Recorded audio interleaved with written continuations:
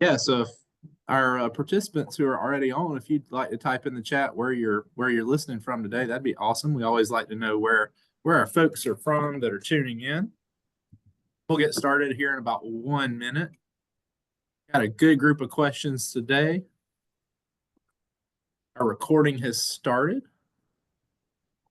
All right, so we'll go ahead and get started for today. Good afternoon, everybody. Welcome to Gardening in the Panhandle. What's the name of this one? Frost-friendly foliage or freeze-friendly foliage. All of the above would qualify there. You know, we had kind of a historic winter in the Panhandle here. Not necessarily historic low temperatures, but some crazy weather events, snowfall, that sort of thing that stayed around for quite a while. So a lot of our plants probably got burned, some of mine included. And so we wanted to put a session out on some freeze-friendly foliage you can include in your yard. We've got a great group of panelists today. We've got Miss Beth Bowles from over in Escambia County. Good afternoon, Beth. Glad to be here. Yep, Beth's dealing like all the rest of us, dealing with a little seasonal allergies, but she's a trooper here with us today. And we got Mark Tansig under the bright lights over there in Gadsden County today. How are you, Mark? I'm doing well. Yeah, I'm the Leon County agent, and I'm helping out Gadsden today and using my backup studio here. Awesome. Yeah, I was in a backup studio in Jackson County last week. You never know where the extension job is going to take you. And then behind the scenes, we've got Julie McConnell recently of Washington County, formerly of Bay County, and Matt Lawler down in Santa Rosa County, keeping us going behind the scenes. Again, appreciate everybody for joining us. We've got a great session, and so we'll go ahead and hop in. And our first question is an interesting one because the answer might have changed a bit in the last year or two, and I'll let our panelists discuss that.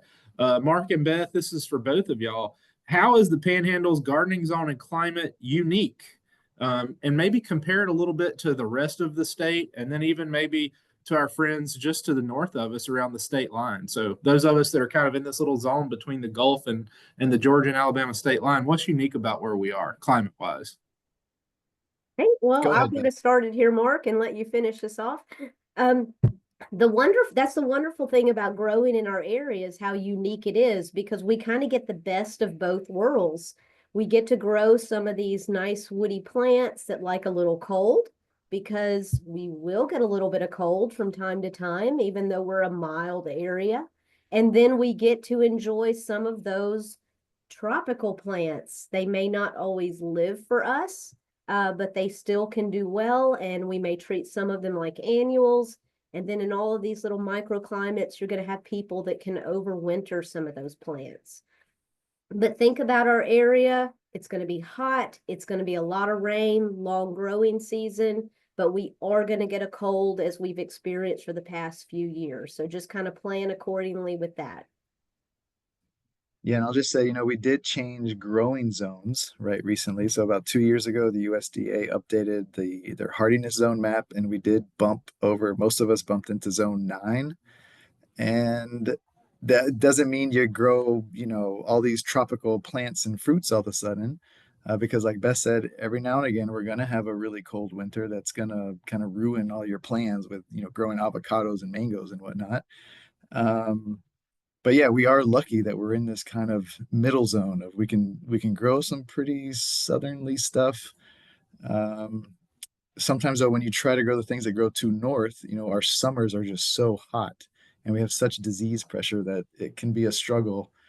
So it really can be a struggle to grow things much further north of us and really too far south of us, because we're kind of in the middle there. So I do want to remind everyone, when it comes to tropical plants, we are not in the tropics.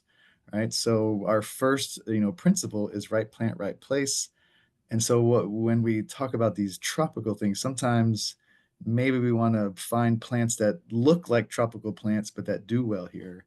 And that's going to be your best bet, really, for really success long term. Awesome. Yeah, we're going to get to that in just a minute. How do we integrate some of those hardier tropicals into our landscapes? But kind of my contribution to this question, I just wanted to add, I looked this morning actually at the chill hours calculator that I use in Mariana. Mariana, Jackson County is kind of in the middle of the Panhandle. And this year, as of yet today, we received 750 chill hours, so an hour below 45 degrees. And last year, we only had 591, so more than 150 chill hours more than we had last year. So, we can range anywhere from around 500 chill hours to up close to 1,000. So the Panhandle is a unique place, and I think you guys did a great job of highlighting that in your answers. Mark, the next question is, as far as plants that people may already have in their landscapes, or maybe they want to add some things that are borderline hardy, whether they require a little bit more cold or whether they're a little bit more tropical, how can you protect some of these sensitive plants? Again, whether they're on the top or the bottom end of that sensitivity range, how can you protect some of those in your yard? So if you have plants that are liable to get some frost damage, some of the things you can do really come before the frost is coming, right? So you want to make sure that your plants are well watered. That's really the best kind of, practice you can do to try to get them through one of those cold snaps. A lot of the damage from cold weather comes actually from dehydration. It's kind of weird to think about, but it's usually drying out is what damages the plants. So making sure that the soil is moist so that the plants got plenty of water, that moisture in the soil kind of moderates the temperature of the soil as well. You can do some additional things like maybe cover it with mulch or cover at least the base with mulch, make it really nice and kind of insulated there. And I think we're going to later talk about frost cloth, right? So I won't get into the frost cloth quite yet. But we did put a link in there to a gardening solutions page that talks about, basically preparing your landscape for the cold weather. And a lot of it is just making sure, it's well watered. Throw some mulch on top of it if you can, and that'll get you a couple degrees protection also. Grow some of those things in containers and bring them in a barn or something like that too. There's a lot of different things you can do, and we'll touch on those over the next 45 minutes or so. Beth, we'll come back to you. This is a good question. Are there plants that are considered tropical but are native to the Panhandle? I know Mark stressed that we are not in a tropical environment. We got it's between 6 and 10 inches of snow, depending on where you were. That's not a tropical environment. However, are there plants that are kind of considered tropical, native to the Panhandle, and maybe some examples of some of the most hardy tropical plants that we can use in our landscapes in our area? Sure. So if you look up tropicals, you're going to find all this stuff that's pulled from other areas because like Mark said, we're not tropical here. We're going to have a winter every so often. We're going to get freezing temperatures. So most of those plants are going to have some issues in many environments up in this area. But there are some, when we think of tropical looking plants, we're looking for plants that are vivid in color, large leaves, variegation. You want all that bold, really coarse texture. We kind of consider those tropical looking plants.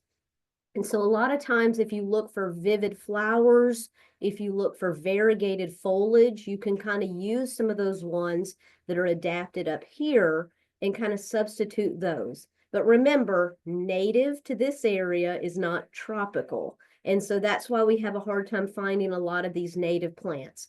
Now, some that may fit the bill, you could think about like for a shady area, you have the Florida anise.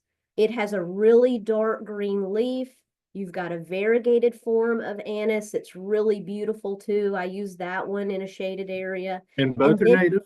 Yeah, they're native. And there's a new one of the Florida anise that's the parvifolium that is Florida sunshine. So you're getting this really bright yellow foliage. And so that kind of gives you the feel of more tropical with a plant that's going to survive. And that bright yellow foliage is really trendy right now too. Yeah, and that's kind of the hot thing right now, but it's available, so you can find this one in the nursery trade. One that's kind of will freeze for you, but still it performs well, does return, is firebush. So you need to be careful. There's a non-native firebush as well. Don't get that one. It's more of a glossy leaf.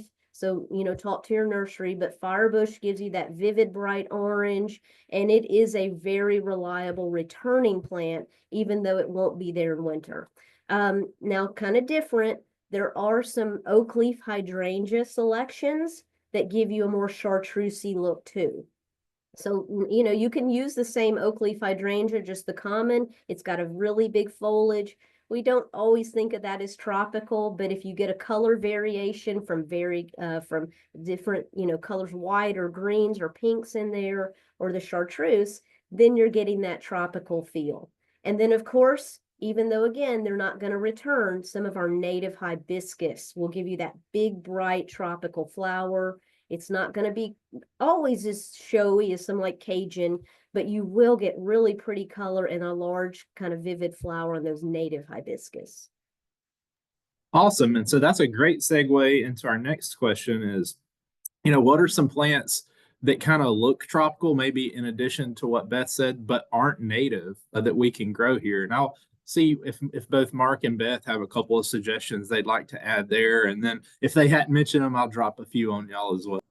Yeah, I was thinking of, the same line, Beth. I mean, I swear we didn't talk about this ahead of time, right? But when you're looking for those tropical looking plants, big leaves, evergreens, showy flowers would be ideal. And that's really what we're thinking about when we think tropical, Yeah. right? These giant leaves, real Mhm. brightly colored flowers, so let's think on those lines. So palms, right? So palms are common in the tropics, and we got native and non-native palms. I'll lean on the native ones. So we got our a really great one that I think is underused is our little blue stem palmetto. So Sabal minor. It's a very close relative of our cabbage palm. Does great in shady spots and really gives you that kind of tropical feel. One that's a little bit kind of maybe strange that you wouldn't think of as a tropical plant, but really does look like sprouting palm trees is cast iron plant, right? So cast iron stays green, kind of looks gingery a little bit. But if you know cast iron plant, you can't hurt that thing. You plant it Hardy in, as it gets. do pretty good, yeah. Some other non-natives. I tried to think of evergreen, but it gets a little tricky, so the gingers look great most of the year, but they will die back, but they give you that really nice tropical look. Things like canna lily, same thing, but they burn down a little bit. Plumbago is something that we can pull off, especially when you're a little more moderate, right? But again, it might get a little bit winter burn on you. I'll pass it to Beth now while I think of the other ones I had in mind. All right. So, one kind of in the holly group is holly fern. That's going to do really well for us in a shaded area and kind of be an everlasting plant. A really neat ground cover. It kind of disappears in the winter, but it comes back with this speckledy foliage is African false hosta. It makes a little ground cover area for you and then it's like a bulbous plant that does. And then for a tree, you may consider the good old loquat, very tropical looking, large leaves. And then if the weather's right in the winter, you're going to get some fruit off that's bright orange. And so those are ones that may do well for us here. And one more. How about red hot poker? I love that. That's a fun one. Yeah. Red hot poker is that grassy foliage, and then you get this huge spike that's kind of orangey red. That's really neat, like a torch. Love that. Yes. I thought of one that I grow in the yard that I really like in a shaded area also, the big Fatsia. Love Fatsia.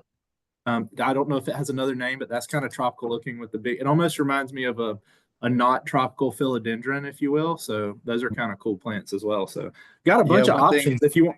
Go ahead. I thought of another one. I know you like this plant, Daniel, but Farfugium, retractor seat plant, right? It kind of gives it's almost like begonia-like, right? With those big leaves. Tons of those in Savannah. They're beautiful. Yeah. And it kind of gives you that, if you put it all together, maybe some of those palms, you get a little tropical kind of look to it. Yeah. I like this. Finding tractor seat. It's available now. It used to be these were plants you couldn't find. The nurseries are offering them. I know Bay County had it in a plant sale, and I think they have one coming up. So, maybe head over there and see what's available from the master gardeners too. Yeah. Tons of options if you want that tropical look, but you want a hardy landscape that you're not having to replace every year. So awesome. Very good. This is another good question, kind of along these same lines, guys. This person asked for a cold hardy alternative to, now I will say these are typically thought of as fairly hardy plants, gardenia and azalea for a garden bed. These died over the winter. And so Beth, maybe, without knowing the situation, just think of some scenarios this winter why those might not have made it, and then maybe suggest some things that are a little bit more hardy. Yeah, and you're right, Daniel. Both of those plants typically will make it through most of our winters. I have lots of gardenias, different selections, the Southern Living selections all out in our garden here, and they do just fine every year.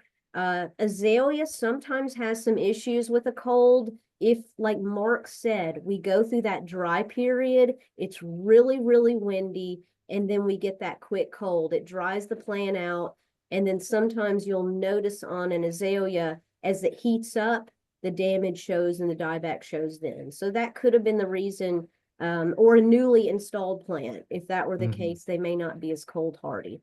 But what you may want to think of, a good alternative, one of the, Cleara kind of has some shiny leaves. That's pretty hardy plant. There's a new selection of Cleara it's out in the market called Juliet, a little bit smaller. It will give you some variegation. So we typically would never think of Cleara as a tropical plant, but that variegation may give you that feel. And then Daniel did mention Fatsia. There's some new selections called Spider's Web, and there's a variegated Fatsia. So if you think, oh, Fatsia is overused, maybe think about one of the cultivars that gives you some leaf color, and that's a really hardy plant as well. Fatsia can never be overused, Beth. What are you talking about? I like it, but someone asked that question, so I was throwing it out there. I think with those gardenias, there's something too with the rootstock, right? So some of those are grafted, and I believe if you don't get the right rootstock, they might not be as cold hardy as some others. So that's something to check on. Yeah, and so yeah, the person who says Fatsia is overused, you just got to add some different varieties of Fatsia. I'm not going to let that go. You can't have too much. Love that thing. Mark, let's move on a bit and go back to kind of what you talked about in the very beginning. How effective is it to cover plants with a sheet or other ground cover or frost cloth or something like that? And maybe talk about if some of those are better than others.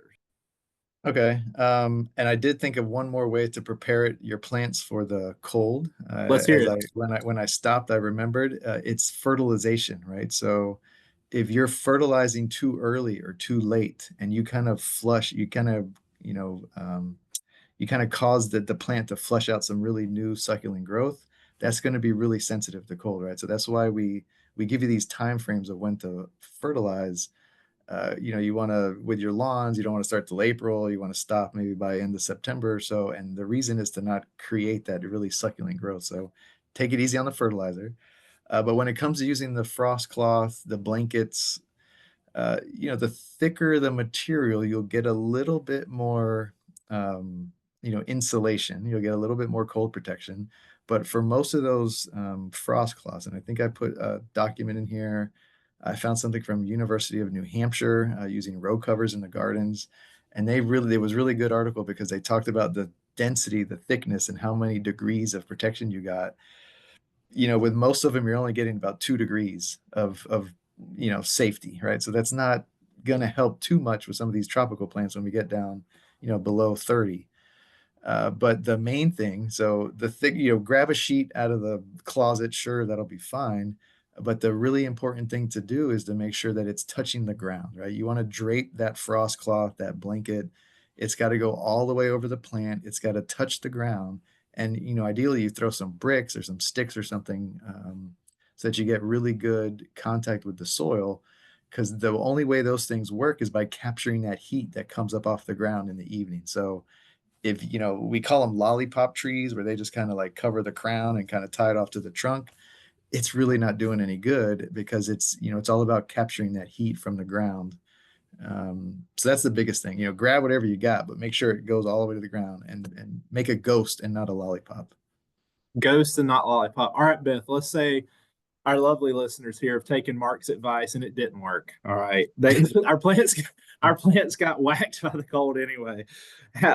If our perennials, our shrubs, whatever, get bit by the frost or the cold or the freeze, whatever, or the snow, never thought I'd have to say that one. Should you prune off the dead areas right away? It's like they're brown, they're burned, or should we wait until now, this time of the year, and see what comes out? What would you recommend? And is that plant? Yeah, and they will be damaged. There's going to be damage some season. It doesn't matter if you really do everything and you cover it when you're going through several days of 19 degrees at night or 15. Even your best intentions may not be enough. So a lot of people will call, but I covered it. What's wrong? Every year is going to be different, and that's the uniqueness of our area. And But Mark, what did you wait, say on that ground cloth? You get 2 degrees, Maybe maybe? 2 degrees sometimes. Yeah. Okay. So yeah, that yeah, so you just have to go, you're doing the best you can to protect these plants. But wait, anytime we kind of get this warm up period in January for a week or so, we may get a little bit in February, and we all get spring fever and want to clean everything up. It's not a good idea up here in North Florida to do that. You can get away with that in other spots south of us. But up here, we are going to get a late frost or freeze. So just wait, be patient. If you had a hugely tall banana plant, you could maybe cut it in half just to get rid of some of the top, but don't cut things back down to the ground until we get more in a stable type of time of year, more into March. Probably for most of us, about mid-March is what we say, but still, we've often had a freeze the end of March, first week of April. So if you can be more patient, if not, if you're going to cut everything back, you need to be ready to go out there when a cold comes, throw something over it like some mulch or pine straw or a frost cloth or something just to protect any of that lower level of the plant. But the key thing so when all these people call, it's the easiest answer for us is to wait and see what happens. Let growth come out. You're going to see where it comes out. Like this year, everybody's bottle brush got hit really badly. Some of them are dead, but people that waited, they're seeing where the growth has returned. Now they can do their pruning. so we know that it doesn't really cause any drawbacks, to leave the stuff. But another benefit would, like the banana example, you've got all this dead foliage. Does that provide any frost protection to the base of the plant? Maybe.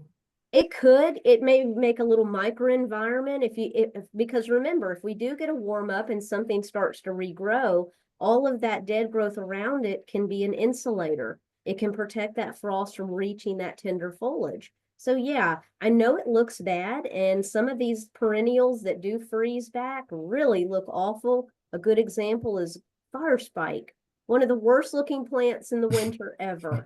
But Looks like you leave poured those things. gasoline on it after a Yeah, frost. it looks like it was set on fire. Just leave it, be patient, enjoy the other parts of your landscape, or just some time off from some of those jobs. That's right. All right, Mark, we're going to head over east to you a little bit. In fact, just a little bit south of you in Leon County, we've got some of really beautiful barrier islands out there. I love to go to St. George Island, Dog Island, Little St. George, St. Vincent's, and then over around Beth, you've got Gulf Islands National Seashore across the Sound. And so the question is, are the climates there different than the mainland climates? Like in some cases, like St. George, you're 5, 6, 7, 8 miles from the mainland across the bay. And in some cases, like in Beth's case, the Sound may be just a couple hundred yards in some places. But is there a little microclimate out there on those islands, or should those climates be treated just like those coastal mainlands? This was a good question that I couldn't find a really good answer on. And I went back to It my can be Earth. anecdotal. Yeah, I went back to my Earth science. Well, I did dig into the data and I got something for them. So, I went back to my Earth science classes, right? There's all this heat capacity of water versus land. And so we know that on the coast, the effect of the water kind of moderates the temperatures, right? Water takes longer to heat up and longer to cool off, where the land is going to kind of jump and be more, fluctuate more during those cycles. So if you were to go way inland, like Tallahassee versus, say, East Point, the temperature, right, we're going to get colder in the winter on a cold evening in Tallahassee, and we're going to warm up hotter in the summertime than it does at the coast. Now, but the difference between, East Point or Apalachicola and St. George Island, temperature wise, you're not, not much difference.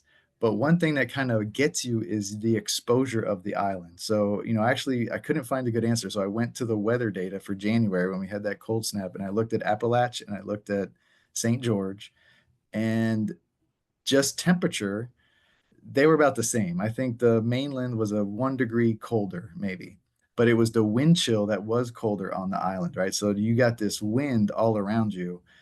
So I don't think, you guys jump in here too. I mean, I think between an island and the right on the edge of the coast, you take the bridge to the other side, you may not have a huge difference in temperature.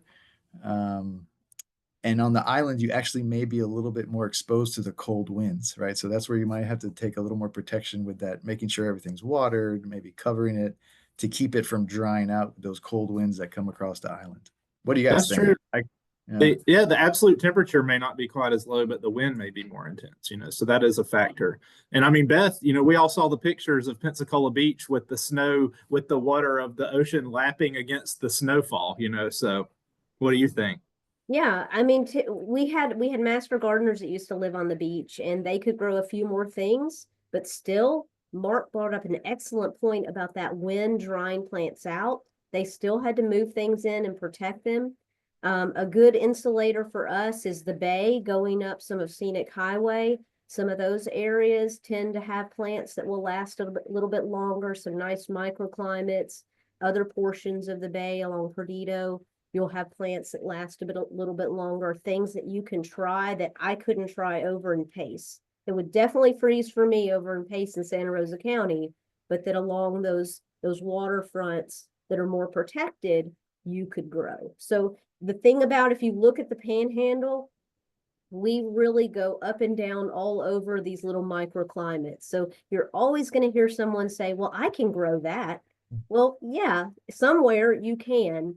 But when we look at in general forms, we're going to get some cold. You're taking a chance with some of the tropicals, and some of them are definitely worth it. But just realize not every year they're going to come back. What a segue.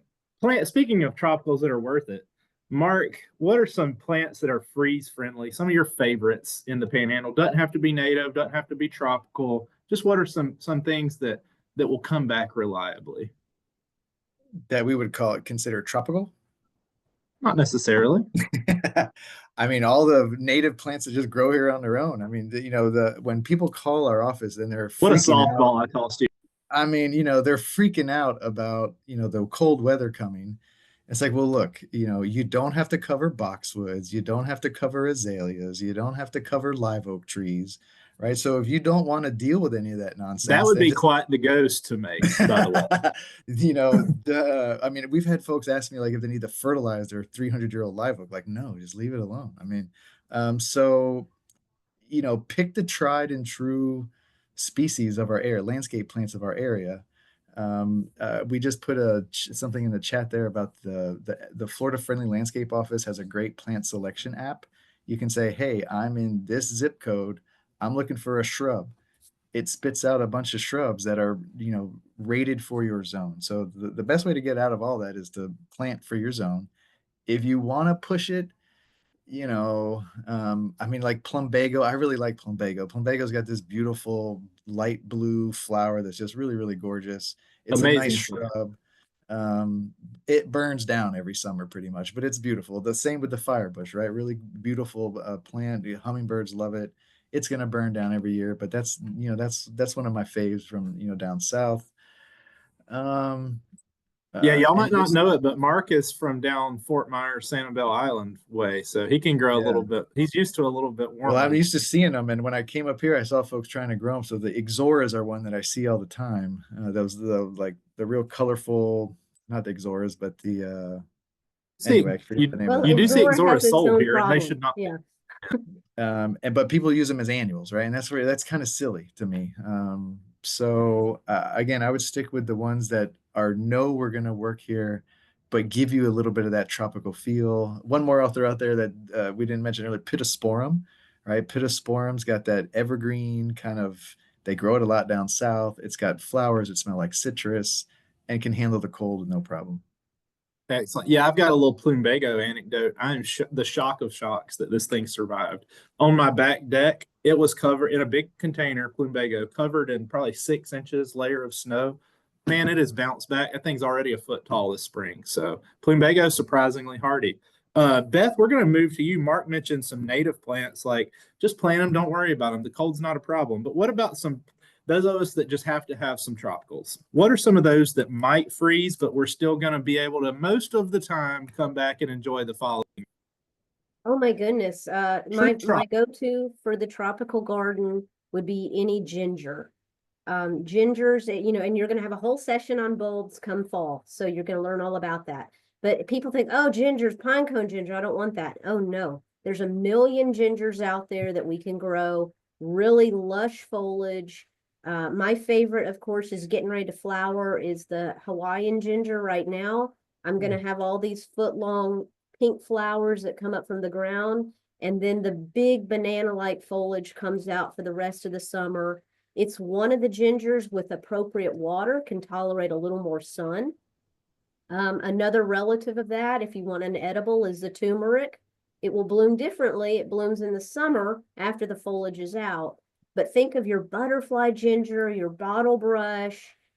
Some of you could get away with a shell ginger, but just the variegated foliage of the variegated shell ginger is super tropical.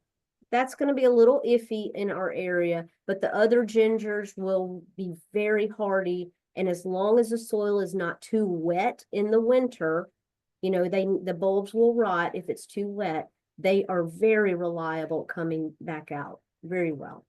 Awesome. Mark, I was over at last year on Florida State's campus, the enemy. I try not to go over there as much as possible, but sometimes it happens. And they had a bed of, I believe it was variegated spiral ginger that was just gorgeous. Yeah, so Beth, that is she mentioned what a lot of cool variety is that? gingers. That's Costas is the spiral ginger. That's the genus for that one. And that one is beautiful. We have that at our demo garden. It does, burn down every winter. Yeah, the gingers are great. And Costas is really fun. They do try to push a lot of tropicals, especially on campus. FSU campus does a lot. But again, they have the funds to treat it like an annual and just replant when they need to. Yeah. All right. So a couple of other questions that we had. Beth mentioned some newer plants, and I do want to highlight a couple of those. Beth, what are some newer plants that have really outstanding foliage that people need to, not necessarily our old favorites or maybe new selections of old favorites? I know we mentioned some earlier, but just to kind of highlight here at the end, if people want to add to their gardens this year after our big snow freeze events of 24. Okay, now one of the plants you mentioned that people are like, cast iron plant. But oh my gosh, the new cultivars of cast iron that are available, whether it's spotted or speckled or variegated, they are stunning. And it gives you that really broad leaf. If you like the firebush, one that you may want to try is Lime Sizzler, a variegated version of that. Will it hold true? I don't know. Sometimes pieces revert back, but you could consider that. But there's all sorts of new things, spotted and speckled, that are coming out that I really like. So again, we mentioned that Fatsia before. Look for one of the variegated or the spider's web Fatsia, and I think you'll love that plant. Mark, have you noticed any kind of new to the market the last year or two that you think are pretty outstanding foliage wise? No, I did. Although I did see some of those oak leaf hydrangeas Beth was talking about that have like a kind of a red hue as they're coming out. Those are pretty neat.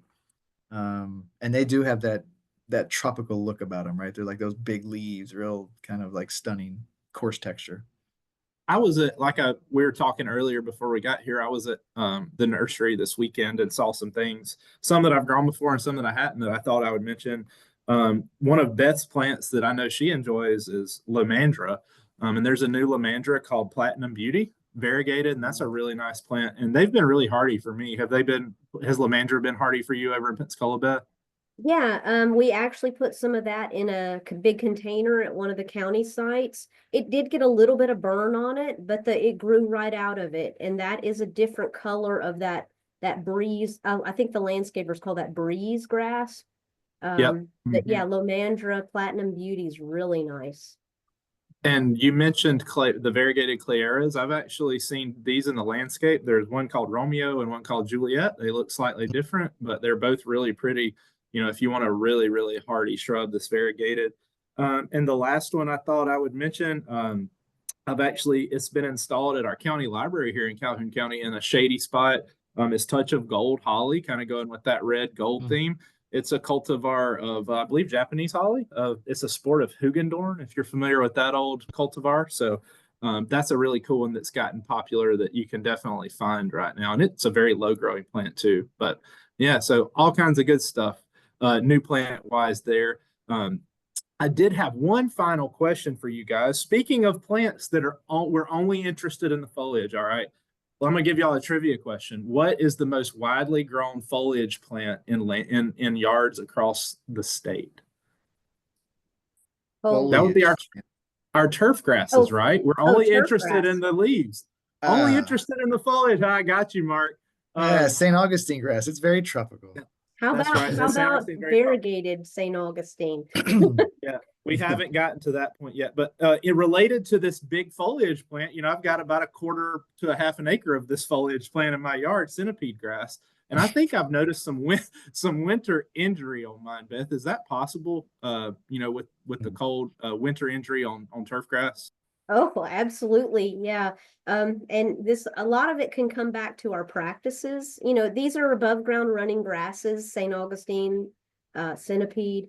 So they can get cold damage regardless. But a lot of times it's our practices that may stress that grass out. So if we push it too hard, grow, grow, grow, grow, grow, and then it kind of collapses when we get a cold, it may not have enough energy reserves to grow back out in spring. We get a dead spot. So And I'm follow your IFAS practices for growing turf on fertilizer and water and care, and you'll be better off with those. And I I just was mowed down one. all my I Go just mowed ahead. down all my weeds from No Mow March, Daniel, and the centipede looks fine under all that mess. Maybe I should have left more weeds. I'm wondering, we were extremely dry in October. We went like 45 days with zero measurable rainfall. I'm wondering if we were really droughty going into the dormant season, and that could have influenced some cold injury. I don't know. That's just me speculating in my yard. I'm trying to cope with some dead spots. Okay. I say you're right on track. August was dry as a bone too. Hot and dry, and then we followed it with a very dry October. Awesome. Well, that helps me cope with that a little bit better. It wasn't all my fault, so I don't have irrigation in my yard either. So maybe I need to invest in that. You should contact your local extension office, Daniel. That's right. So before we get out of here, we had one question. This guest wants us to touch on some annuals. Will Coleus, Zinnia, Caladiums, Pentas, and Vincas, all kind of tropical annuals, will they do okay up here? And if so, when's a good month to plant these really heat-loving annuals? And I'll start with Beth, and then Mark can add to that if we need to. Yeah, so you're going to consider those to be annuals most years, but it all depends. We do sometimes have these annuals that will return.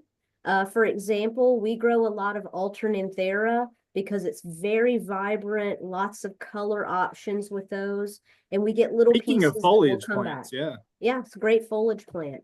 But typically we consider our Coleus to be an annual. We'll replant that probably about now. I would say we're safe to replant. Always watch the weather. We've been kind of in the 40s, but I think we're pretty safe right now. One to consider though, don't pass up the native salvia. That's an excellent annual plant. It may not be quite as in bounds for some annual gardens, but if you don't mind one reseeding, the native salvia is very hardy. All right, Mark, anything to add? Well, the question brought up a good one too. Caladiums. Caladiums are really Yeah. great. They do provide that that really good tropical look and all the variegation, and they're dormant during the winter, but you don't really have to worry about them. They're just hanging out down under the ground, and they just surprise you one spring day. They'll start popping out, and that's a really good one. And all those really now is a good time, right? So you want to kind of wait till the last average frost. And we've met that here in North Florida. Usually that's about mid-March for us, at least Tallahassee area. And so, yeah, plant away now, but maybe give it a little couple weeks, right? So we're in April, we're safe. We had a couple folks. I went to the nursery after the snow, right? Remember, after we had the snow, the next week it warmed up pretty good, Sure and people did. were already out there buying their summer plants and getting them in the ground. And then we had a cold snap and knock them back. So be patient. Wait till April and get all those planted, and it should be good. I told one of my friends I was at a garden center with about a month ago. I was walking around, probably more than a month ago. It might have been end of February. And I was like, lots of bad decisions getting made here today. So, but yeah, the guy that works at the nursery was like, man, I'm seeing people leave with all kinds of stuff they shouldn't be planting. Yeah, and then that goes to the old adage: is it the chicken or the egg? Should the nursery not sell those, or should the people not buy them? I don't know. So anyway, we've had a great discussion here, guys. And I will add one more thing on that last question. This guy wanted us to mention begonias as well. Mark, could you touch on begonias real quick? Yeah, there's lots of good begonias. I can't always remember all the varieties we have. We have several at the extension office in Leon County, and they do come back on their own. I want to say it's one of the Rex, but I can't remember for sure. There's so many begonias, and they got those that cool tropical look to them. So begonias, yeah, they can work great. Again, just try to find one that um, is more kind of is a better option for our area. And I'd have to look it up and help you figure out what that is. I can't remember the name off my head. Beth probably knows the names of them. What you got, Beth? Of begonias, not all of them, no. But yeah, the thing about some of those type plants is that it all depends on the type of gardener you are too. If you're like me, you'll wait for it to come back in late May, but some people want instant plant, so they would rather plant a new one to get a very robust plant before we get into the heat of summer. So yeah, even though these plants will come back, you may be waiting a little bit for that regrowth to get a very nice sized plant. And I'll chime in on my schedule for planting a lot of the plants that were mentioned in that really good question. I'm still growing right now. My winter annuals, my cool season stuff are really, I mean, they're flowering their heads off right now. This is like the perfect weather, these really cool nights and mild daytime up to a little bit warmer. My petunias, nemesia, snapdragons are all gorgeous right now. And so I'm not going to pull all that stuff up to plant my summer annuals. I'm going to let that show kind of wane down a little bit. And then when I rip those out, summer annuals go in. So that's another thing you can do is just grow some of these cool season stuff, wait for them to finish what they do, and then plant. And that way, you're past the risk of frost. So really great discussion today, guys. Some great questions by our participants. We encourage y'all to hop on next month. We've got another great program for you. We're going to talk about pests of lawns and landscapes. And given that I've had quite a bit of grass die, I'm sure that I'm going to have some weed pest, especially hopping in there. So I'll need to be on that. I'll probably learn a few things as well. We'll have a great panel as always. So be sure to register for that on Zoom. And everybody get out there in the landscapes. Garden centers are well stocked right now. It's a perfect time to be planting stuff. And so I just want to thank our panelists, Beth and Mark. Excellent job. Julia and Matt, thank y'all for handling the back end of everything with the chat and all of that. And we will see everybody in May. If you can believe it, we'll be in May the next time we convene. That's pretty cool. All right, guys. Have a good rest of your day. Bye, Happy y'all. gardening. Bye, everyone.